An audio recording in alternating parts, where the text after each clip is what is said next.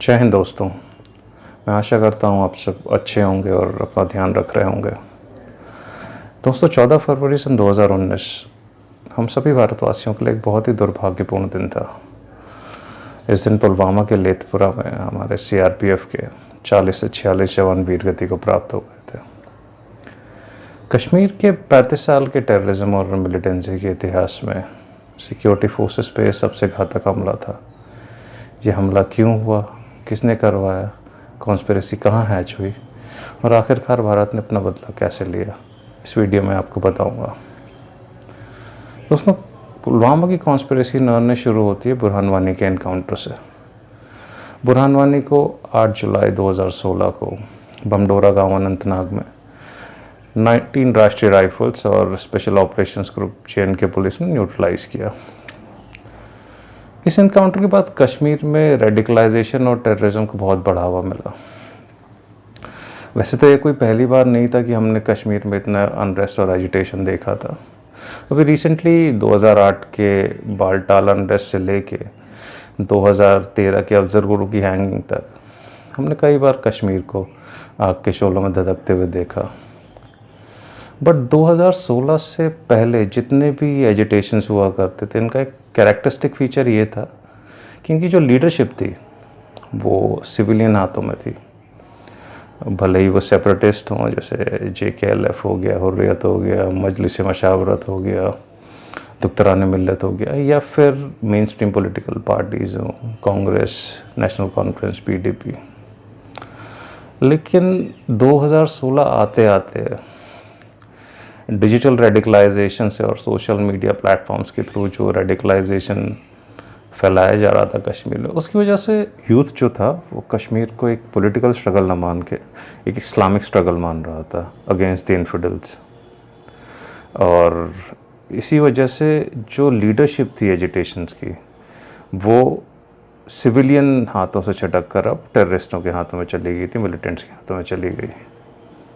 अब चूंकि टेररिस्ट जो थे वो एजिटेशन को लीड कर रहे थे, तो ऐसा अक्सर देखा गया कि जहाँ पे भी आर्मी के ऑपरेशंस हो रहे थे, कॉर्डन सर्च ऑपरेशंस या जो भी इनकाउंटर साइट्स थे, वहाँ पे ये टेररिस्ट क्या करते थे कि सिविलियंस और यूथ को मोबिलाइज करते थे और लार्ज स्केल पे पत्थरबाजी होती थी। इसकी वजह से टेररिस्ट जो कॉर्डन सर्च ऑपरेशंस में फंसे होते थे वो कई बार निकलने में कामयाब हो जाते थे। बुरहान वानी 3 बार ऐसे बचा, सब्ज़ार भट्ट, रियाज नाइकू, जाकिर मूसा, अबू दुजाना तो इतना इनफेमस था कि उसका नाम ही कॉर्डन ब्रेकर पड़ गया था। वो जब भी ऐसे किसी कॉर्डन में फंसता था फ़ौरन अपने ओवरग्राउंड वर्कर्स को कांटेक्ट करता था और फिर लार्ज स्केल पे पत्थरबाजी करवाता था। खैर इवेंचुअली उसे भी न्यूट्रलाइज तो कर ही दिया था इंडियन आर्मी ने, लेकिन ये एक फिनोमेना जैसा वहाँ पे बन गया था। आप इंटरनेट पे कई सारे ऐसे वीडियोस देखेंगे जिसमें ये जितने भी टेररिस्ट कमांडर्स थे ये कई बार स्टोन पेल्टर्स को ग्लोरीफाई करते हैं, उनको बताते हैं कि क्या सिग्निफिकेंस है स्टोन पेल्टिंग का और कैसे वो ग्लोबल जिहाद में कंट्रीब्यूशन दे रहे हैं अपना। टेरर रिक्रूटर्स अब ये समझ चुके थे कि सोशल मीडिया और इंटरनेट जो है वो एक बहुत ही पोटेंट प्लेटफॉर्म है यूथ को इन्फ्लुएंस करने का और उन्हें टेररिज्म की तरफ मोटिवेट करने का। ऐसे इंस्ट्रक्शंस थे सारे टेरर कमांडर्स को कि वो सोशल मीडिया का एक्सटेंसिवली यूज़ करें। इनफैक्ट बुरहान वानी तो कश्मीर में टेररिज्म का पोस्टर बॉय बना ही इसलिए क्योंकि उसने सोशल मीडिया को इतने एक्सटेंसिवली यूज़ किया और इसके रिजल्ट्स भी एविडेंट थे। अगर आप 2012 से 2018 का टेरर रिक्रूटमेंट देखें तो इसमें 10 फोल्ड इंक्रीज़ था, 10 गुना ज़्यादा इंक्रीज़ था और ये एक सिग्निफिकेंट नंबर था। एक समय ऐसा था कि कश्मीर में मिलिटेंसी ऑलमोस्ट ख़त्म ही हो गई थी, लेकिन अचानक 2012-13 के बाद उसमें फिर से एक बड़ा उछाल आया। इधर एक बहुत ही सिग्निफिकेंट इंटरनेशनल डेवलपमेंट में अफ़गानिस्तान में ISAF जो थी, इंटरनेशनल सिक्योरिटी असिस्टेंस फोर्स, उसने दिसंबर 2014 में अपने ऑपरेशन जो थे वो वाइंड अप कर लिया।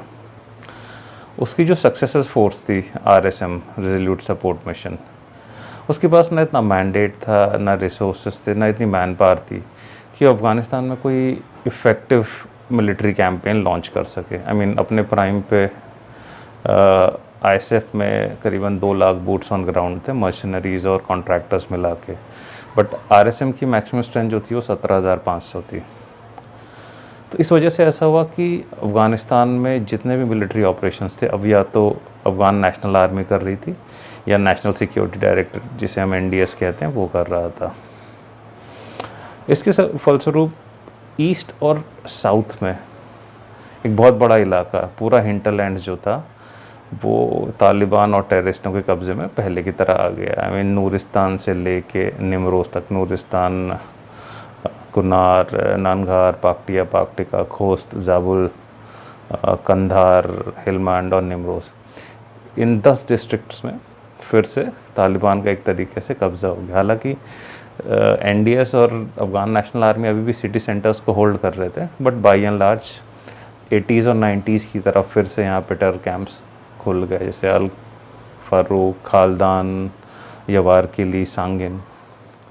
यहाँ सांगिन कैंप बहुत सिग्निफिकेंट है क्या, ये हेलमांड प्रोविंस में ये कैंप था, और यहीं पे जो पुलवामा के मास्टरमाइंड्स थे उन्होंने ट्रेनिंग ली थी। अच्छा, इधर जब अमेरिकन्स ने अपने ऑपरेशन स्केल डाउन किए तो वो अपने साथ बहुत सारा इक्विपमेंट, एमिनेशन और वेपन्स नहीं ले गए। ये सारे जो वेपन्स थे वो इवेंचुअली कश्मीर में प्रोलिफरेट होना शुरू हो गए, और चूंकि अब बहुत ज़्यादा फाइटिंग नहीं हो रही थी इस पूरी बेल्ट में, तो ISI ने ऐसा किया कि जो कश्मीर सेंट्रिक ग्रुप्स थे, जो ISI के इंसिस्टेंस पे अफ़गानिस्तान में लड़ रहे थे तालिबान और अलकायदा के साथ, उसको वापस कश्मीर में चैनलाइज करना शुरू कर दिया।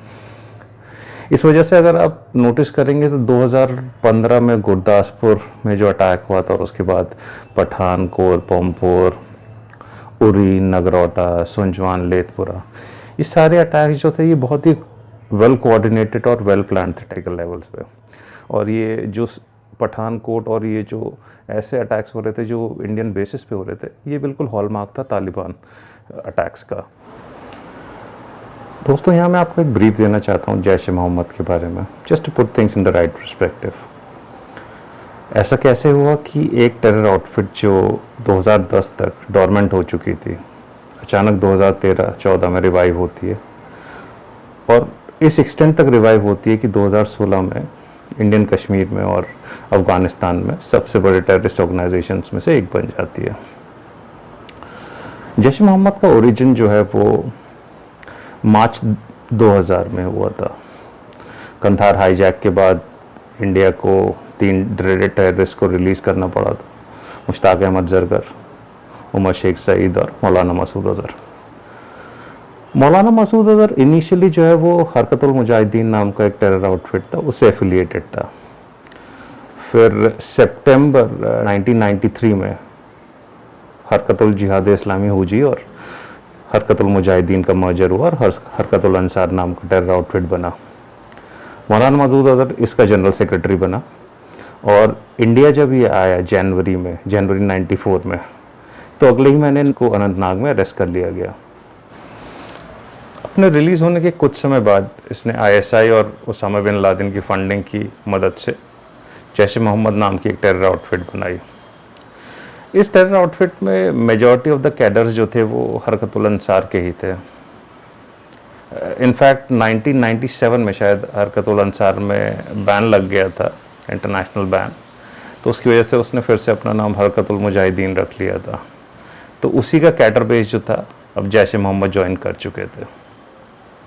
जैश ए मोहम्मद ने अपने फॉर्म होने के कुछ समय बाद ही अप्रैल 2000 में कश्मीर में पहली बार सुइसाइड बॉम्बिंग कराई। वो एक अफाक अहमद शाह नाम का मेडिकल स्टूडेंट था, उसने बदामी बाग कंटोनमेंट 15 कोप्स का जो हेडक्वार्टर है वहाँ बॉम्बिंग करी थी। इसके बाद कई हाई प्रोफाइल टेररिस्ट एक्टिविटीज़ में जैश इन्वॉल्व था। श्रीनगर असेंबली में अक्टूबर 2001 में अटैक हुआ, इंडियन पार्लियामेंट में दिसंबर 2001 में अटैक हुआ। इस समय कश्मीर में जैश का एक लेजेंडरी कमांडर था जिसका नाम था गाजी बाबा, और गाजी बाबा की मदद करने के लिए एक टेरर मास्टरमाइंड था जिसका नाम था नूर तराली, निसार अहमद तांत्रे। इन दोनों के कोऑर्डिनेशन से जैश ए मोहम्मद बहुत ज़्यादा स्ट्रेंथन हो चुका था कश्मीर वैली में। 9/11 के बाद यूएस प्रेशर में प्रेसिडेंट मुशर्रफ को बहुत सारे टेरर आउटफिट्स को बैन करना पड़ा। जैश ए मोहम्मद उनमें से एक था। इसमें 2002 में बैन लगा, पर जैसे ही बैन लगा ये खुद्दामुल इस्लाम नाम से एक नई फ्रंट खोल के फिर से रिवाइव हो गया। जब इस ऑर्गेनाइजेशन पे बैन लगा 2003 में, तो इसने अल रहमत ट्रस्ट फॉर्म कर लिया। लेकिन प्रेसिडेंट मुशर्रफ का ये यू टर्न जो था टेररिज्म पे, ये बहुत सारे टेररिस्ट को पसंद नहीं आया। कई ऐसे टेररिस्ट जो पहले मुशर्रफ के स्टैंड को इंडोर्स करते थे, अब मुशर्रफ के बहुत क्रिटिकल हो गए। जैश के अंदर भी एक ऐसा रेबल ग्रुप था जिसमें अमजद फ़ारूकी, इलियास कश्मीरी, हालांकि इलियास कश्मीरी डायरेक्टली तो बहुत समय तक एफिलिएटेड नहीं रहा जैश ए मोहम्मद से, लेकिन चूंकि वो हरकतुल मुजाहिदीन का इनिशियल मेंबर था तो उसका काफ़ी इन्फ्लुएंस था। तो इन्हीं रेबल ग्रुप्स में से कुछ लोगों ने प्रेसिडेंट मुशर्रफ का असैसिनेशन प्लान किया, जिसमें अमजद फ़ारूकी, इलियास कश्मीरी और अल कायदा का अबू फराज अली भी प्राइम सस्पेक्ट थे। तो दिसंबर 2003 में मुशर्रफ पे 2 असैसिनेशन अटेम्प्ट्स हुए, जिसमें सुइसाइड बॉम्बिंग्स भी इन्वॉल्व थी। इसमें सुइसाइड बॉम्बर्स जो थे वो जैश के थे। प्रेसिडेंट मुशर्रफ ये असैसिनेशन अटेम्प्ट्स में बच गए, लेकिन इसके बाद जैश पे एक बहुत बड़ा क्रैकडाउन हुआ और इसका जो रेबल फ्रैक्शन था उसने जमातुल फुरकन नाम का एक दूसरा टेररिस्ट आउटफिट बना लिया।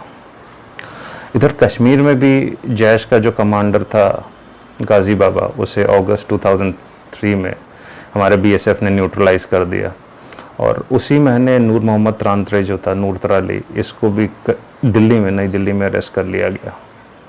तो एक तरीके से साइमल्टेनियसली कश्मीर में भी जैश एकल हो चुका था और पाकिस्तान के अंदर भी उसके एजेंसीज काम कर रही थी।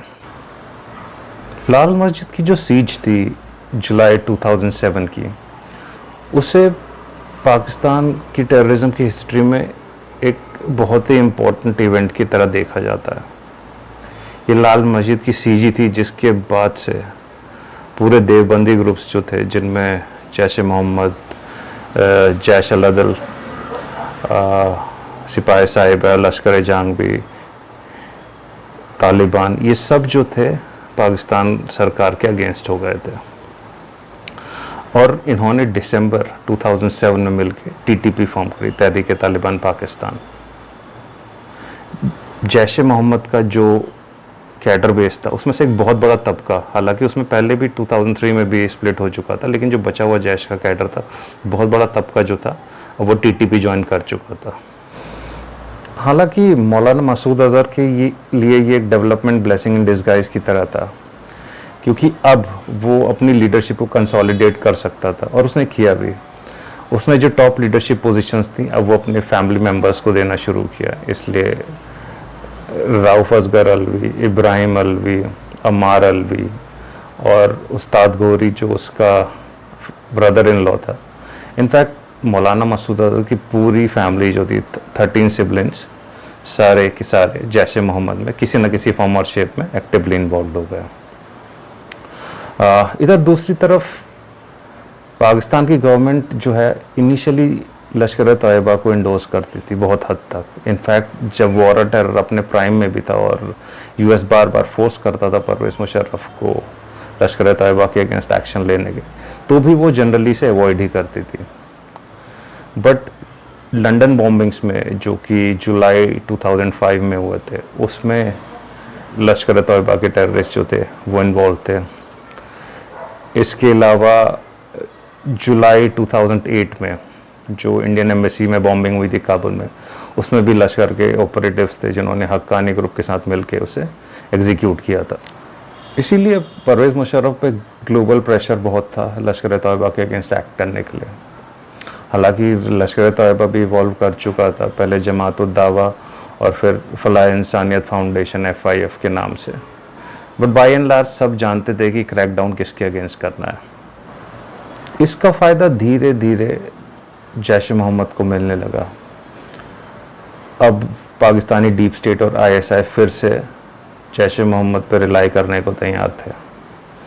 इधर एक बहुत ही अजीबोगरीब डेवलपमेंट में इंडियन गवर्नमेंट ने 2011 में नसरुल्लाह लांगरियाल नाम के बहुत ही ड्रेडेड टेररिस्ट को, नसरुल्लाह लांगरियाल जो था वो हरकतुल मुजाहिदीन का मिलिट्री कमांडर था, और ऐसा कहते हैं कि सज्जाद अफगानी और मौलाना मसूद अजहर प्राइमरली इसी को छुड़ाने के लिए हिंदुस्तान आए थे।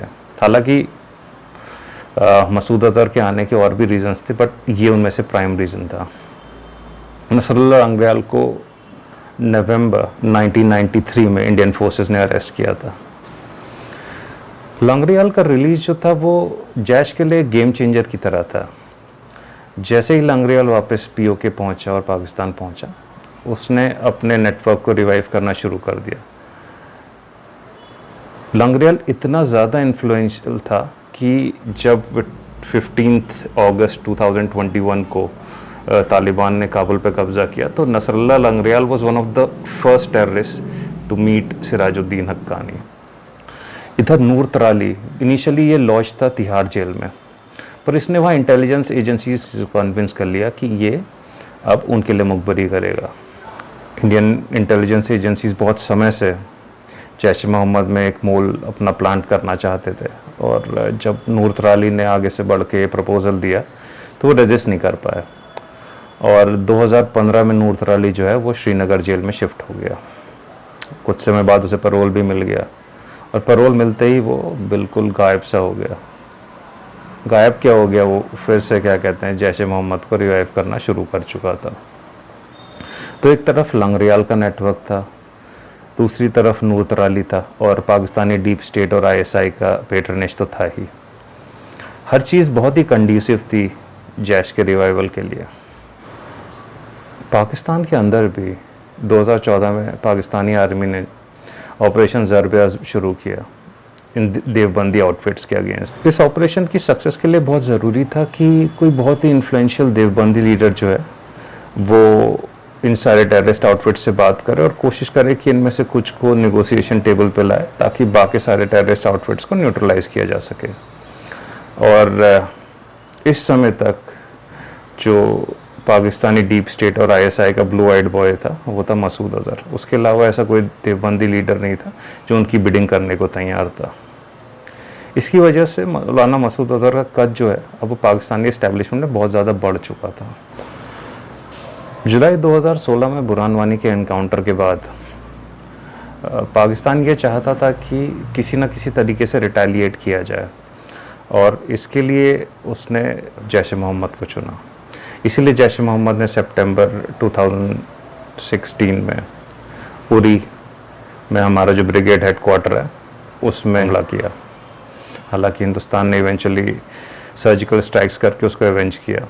अब मौलाना मसूद अजहर ने ये डिसाइड किया कि वो कश्मीर में अपने ऑपरेशंस को स्केल अप करेगा, और इसी वजह से सितंबर 2017 में उसने अपने एक भतीजे तला रशीद को कश्मीर में भेजा।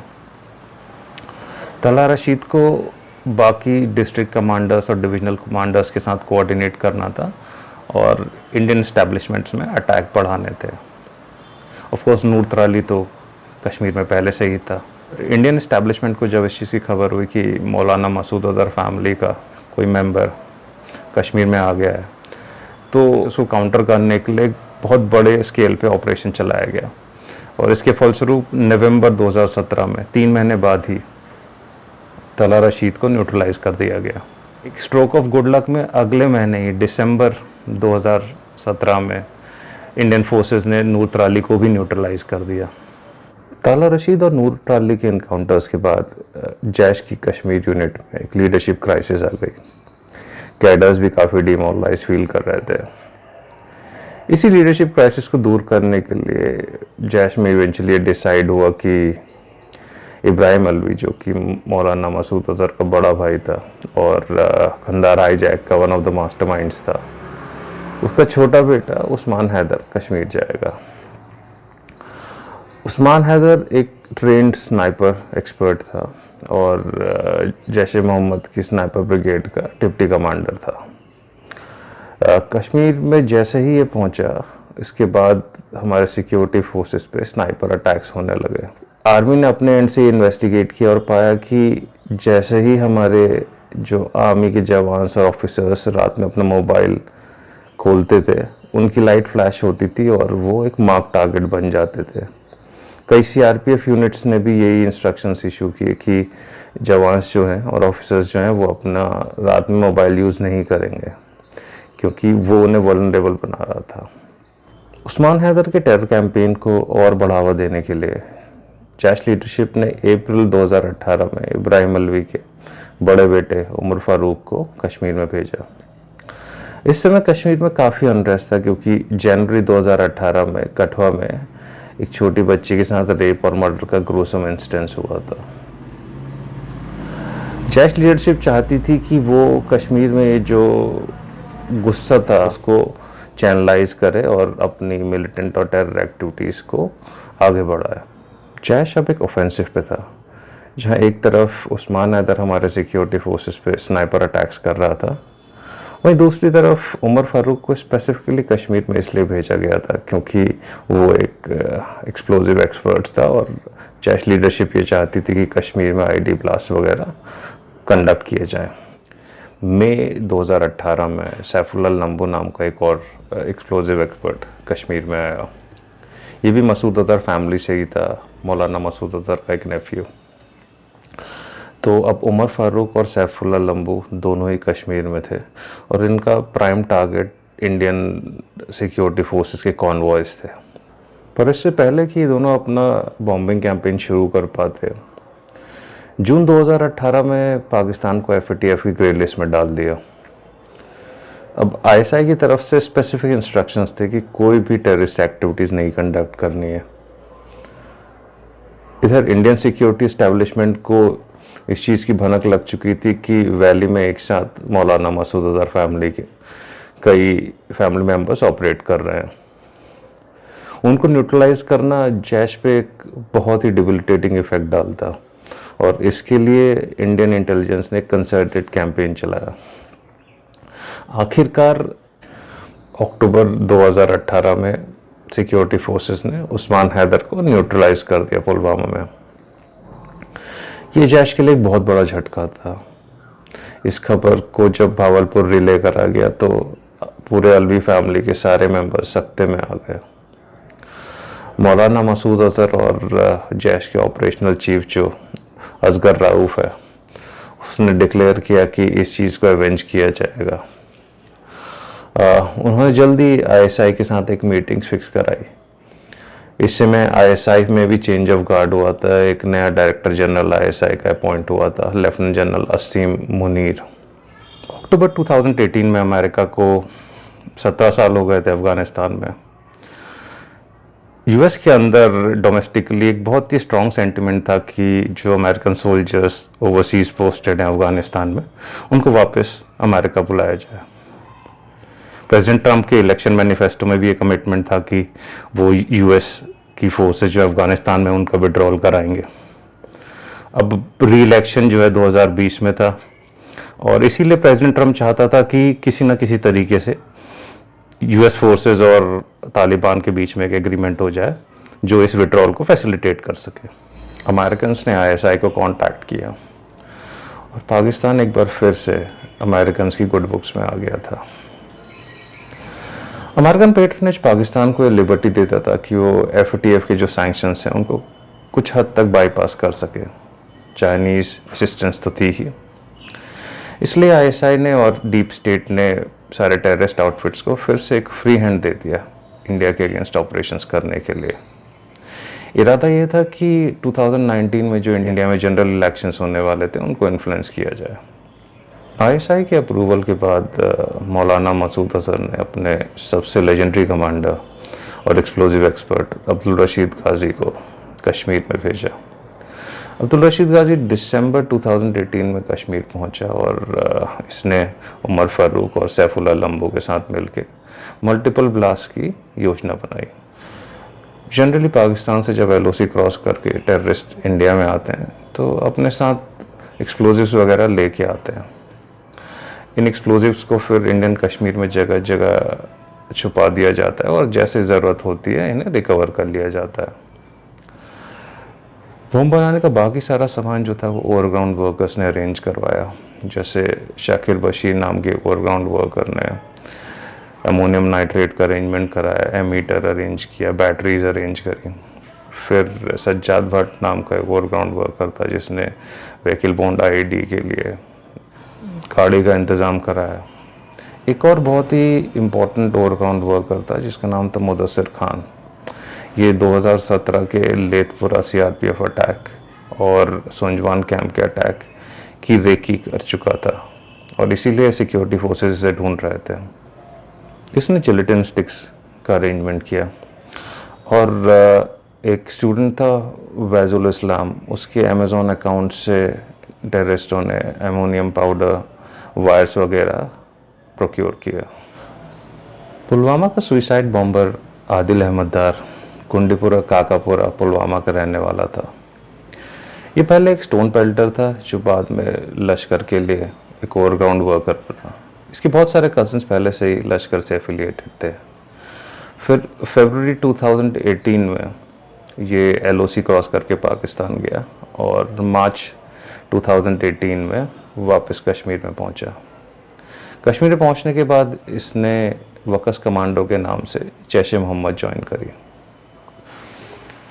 जब अक्टूबर 2018 में मौलाना मसूद अज़हर ने अपने भतीजों की मौत को एवेंज करने का डिक्लेयर किया तो आदिल अहमद डार ने सुइसाइड बॉम्बर बनना वॉलंटियर किया।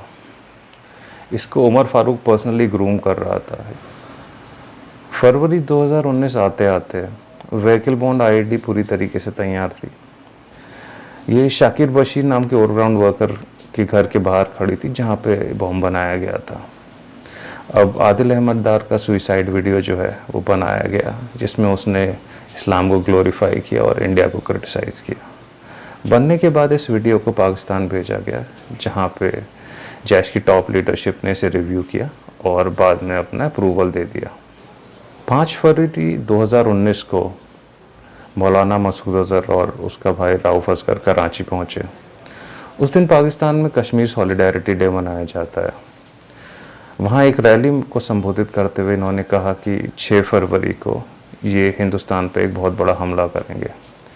इनिशियली प्लान भी यही था कि जो व्हीकल बॉन्ड आईडी अटैक है वो 6 फरवरी को ही करना है, पर जनवरी और फरवरी के महीने में कश्मीर में बहुत ज़्यादा बर्फ़बारी हुई। इसकी वजह से नेशनल हाईवे 44 जो था वो पूरा बर्फ़ से ढक गया और कॉन्वॉय मूवमेंट पॉसिबल नहीं था। चूँकि व्हीकुलर मूवमेंट जो है वो रिस्ट्रिक्टेड था, इस वजह से जम्मू में बहुत सारे सीआरपीएफ की यूनिट्स उस समय वेट कर रही थी नेशनल हाईवे से बर्फ़ के हटने का, ताकि वो श्रीनगर की तरफ जा सकें और अपनी अपनी यूनिट्स में डिप्लॉय हो सकें। पर बर्फ़बारी इतनी ज़्यादा थी कि कई दिन लग गए इस बर्फ़ को हटाने के लिए। टेररिस्ट ने प्लान किया कि 9 फरवरी को, जो कि अफजल गुरु की हैंगिंग की एनिवर्सरी थी, उस दिन ये अटैक एग्जीक्यूट किया जाए, पर उस दिन भी व्हीकुलर मूवमेंट नहीं हुआ। फिर 11 फरवरी प्लान किया गया जिस दिन मकबूल भट्ट की हैंगिंग थी, पर उस दिन भी ऐसा कुछ नहीं हो पाया। आखिरकार 13 फरवरी को नेशनल हाईवे 44 क्लियर हुआ। अगले दिन 14 फरवरी को सुबह 3:30 बजे 78 गाड़ियों का एक कॉन्वॉय जो है वो जम्मू से श्रीनगर की तरफ रवाना हुआ। आइडिया ये था कि सुबह जम्मू से निकलेंगे और शाम होने से पहले श्रीनगर पहुंच जाएंगे, ताकि जो एम्बुश और मिलिटेंट अटैक्स है उनकी पॉसिबिलिटीज़ कम हो जाएं। जब भी कॉन्वॉयज का मूवमेंट होता है तो उनके सेफ पैसेज को इंश्योर करने के लिए जगह जगह रूट ओपनिंग पार्टीज डिप्लॉय करी जाती हैं। इन रूट ओपनिंग पार्टीज़ का मोटिव ये होता है कि ये जगह को सैनिटाइज करती हैं, कोई आईडी ब्लास्ट वगैरह तो प्लान नहीं किया गया इसको चेक करती हैं, और कोई एम्बुश तो नहीं लगाया गया है इसको भी देखती हैं। पर ये रोड ओपनिंग पार्टीज जब डिप्लॉय होती हैं तो ये एक इंडिकेशन होता है कि पॉसिबली कॉन्वॉय का मूवमेंट होगा और टेररिस्टों को भी ये पता चल जाता है। इधर हमारा कॉन्वॉय नेशनल हाईवे 44 के अलॉन्ग मूव कर रहा था। उसने बनिहाल पास क्रॉस किया और फिर काजीगंज में सीआरपीएफ का जो बटालियन हेडक्वार्टर है वहाँ पे वो रिफ्रेश होने के लिए रुका। शाकिर बशीर को जब कॉन्वॉय के मूवमेंट की खबर मिली तो उसने फ़ौरन उमर फारूक को कांटेक्ट किया। फिर वो पर्सनली अपने घर गया और आदिल अहमद डार को उसने एस्कॉर्ट किया। शाकिर बशीर और आदिल अहमद दार अब दोनों गाड़ी में बैठ के वेट कर रहे थे कॉन्वॉय के आने का। इधर रोड ओपनिंग पार्टीज जो डिप्लॉयड थी वहाँ पे, उसके इंचार्ज थे assistant sub inspector Mohanlal ji, वो और 3 और ट्रूपर्स वांटेज पॉइंट से पूरे एरिया में विजिल बनाए हुए थे। करीबन 3:10 पे कॉन्वॉय का लीड व्हीकल था वो दिखाई दिया। अब शाकिर बशीर गाड़ी से उतरा और आदिल अहमद दार अकेले ही गाड़ी को कॉन्वॉय की तरफ ले जाने लगा। 2003 से पहले ये प्रोटोकॉल था कि जब कॉन्वॉय मूवमेंट होता था सिक्योरिटी फोर्सेस का, तो कोई भी सिविलियन व्हीकल नहीं जा सकता था, पर सिविलियंस की असुविधा का ध्यान रखते हुए इस चीज़ को इवेंचुअली हटा दिया गया था। जब आदिल अहमद दार कॉन्वॉय की तरफ मूव कर रहा था तो उसको स्पॉट किया एएसआई मोहनलाल ने। वो इस गाड़ी को रोकने के लिए उसकी तरफ भागे, पर इससे पहले कि वो कुछ कर पाते आदिल अहमद दार जो है वो कॉन्वॉय से टकरा चुका था और एक बहुत बड़ा ब्लास्ट हुआ। ब्लास्ट इतना भयानक था कि इसका मलबा आधे किलोमीटर दूर तक फैला हुआ था। चारों तरफ हमारे सीआरपीएफ के जवानों के शत विक्षित शव पड़े हुए थे। आनंद फानन में लोकल आर्मी गैरिसन और सीआरपीएफ यूनिट्स जो हैं वो ब्लास्ट साइट तक पहुंची, और जो उन्होंने देखा वो सच में दिल दहला देने वाला था। ये खबर जब मीडिया में आई तो पूरा देश सख्ते में आ गया। ये एक ऐसी त्रासदी थी जिसके लिए हम तैयार नहीं थे। इस समय देश की लीडरशिप को, पूरे देश को सांत्वना भी देनी थी और उन्हें ये यकीन भी दिलाना था कि इस त्रासदी का बदला लिया जाएगा।